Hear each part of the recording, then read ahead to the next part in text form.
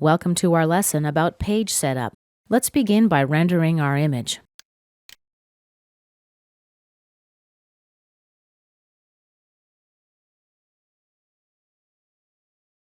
Notice that both of these edges here fade into the background. That's not what I want. Let's fix this. We'll open Options, go to the Advanced tab, and from Contour Rendering, let's select Render Model and Contours. Select a line color, black is good.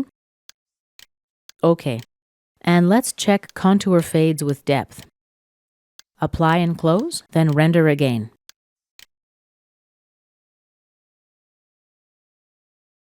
Now our model has a defined edge in the image. Now let's go to the Photoworks drop-down menu from the Windows menu strip. Select Page Setup. By the way, if you don't see an image in the preview, the reason for this is that you didn't render the image first. Cancel out, render, and then open up the Page Setup dialog window again. I've just unchecked Use Rendered Image Quality for printing. Let's set the quality at about 350 dpi, that's dots per inches. Orientation, we can choose between the standards of landscape and portrait. Position and size. Fixed aspect ratio. This option prevents image distortion. Fit to page. When this option is selected, the margins and width height fields are grayed out or not available.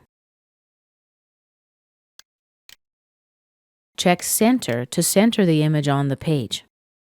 And when you're ready, click Printer. You choose your printer and click OK. I'll cancel out for now. You're also able to print from the Photoworks menu.